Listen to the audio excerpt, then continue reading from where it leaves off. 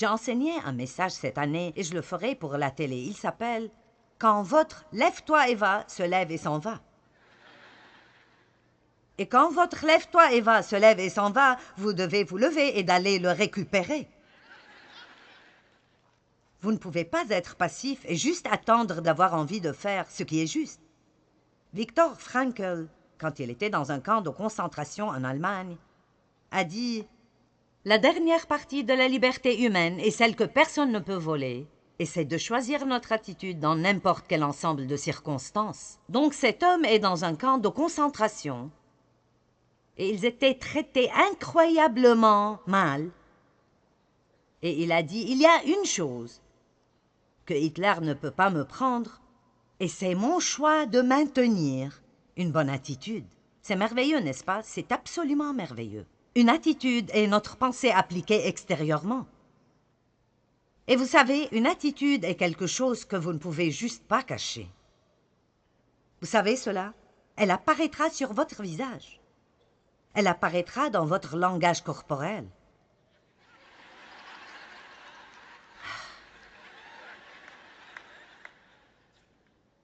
Une attitude, si vous pensez que quelque chose que quelqu'un vient de faire ou de dire est stupide, si vous n'ouvrez pas la bouche, voici ce qu'on fait.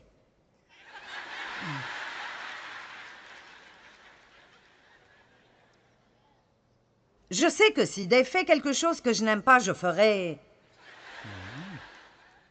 Et que dire de quand vous... Donc, quand l'attitude y est, elle apparaîtra sur votre visage, dans votre langage corporel. Même si nous disons les bonnes paroles, le ton de la voix sera faux. Je me souviens de quand Dieu me parlait beaucoup à propos d'être une épouse soumise, et comme c'était difficile pour moi. Et alors, je suis finalement arrivée au point où quand Dave me disait de faire quelque chose que je ne voulais pas faire, je disais « Oui, chérie ».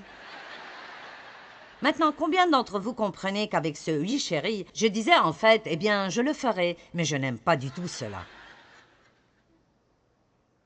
Dans la Genèse chapitre 4, versets 5 à 7, nous voyons la situation de Caïn et Abel. Et je veux vous montrer quelque chose à propos de cela. Mais il ne porta pas un regard favorable sur Caïn et sur son offrande. Caïn fut très irrité et son visage fut abattu. Maintenant, vous voyez, quelque chose arrivait dans son cœur qui se montrait sur son visage.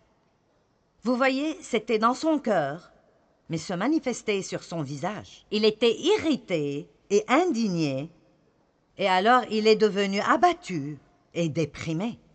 Je me demande combien de personnes déprimées il y a dans le monde qui, si elles étaient vraiment honnêtes envers elles-mêmes, c'est parce qu'elles sont irritées ou amères ou rancunières. Et ce n'est peut-être pas toujours le cas. Il y a des choses physiques, il y a des choses émotionnelles qui peuvent causer la dépression, mais beaucoup de cela n'est pas quelque chose qui doit être traité médicalement, c'est quelque chose qui doit être confronté.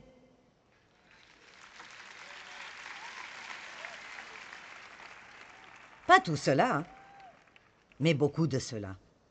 Caïn fut très irrité et son visage fut abattu. Et l'Éternel dit à Caïn, « Pourquoi es-tu irrité et pourquoi ton visage est-il abattu et renfrogné ?» Maintenant le verset 7, « Certainement si tu agis bien, tu relèveras ton visage. Et si tu agis mal, le péché se couche à la porte et ses désirs se portent vers toi. Mais maintenant regardez ceci, mais toi domine sur lui. » Alors c'est la responsabilité de qui de dominer sur la tentation, de dominer sur le péché? C'est la nôtre, mais pas sans l'aide de Dieu. Vous voyez, le fait est que Dieu nous a équipés pour faire ce qui est juste.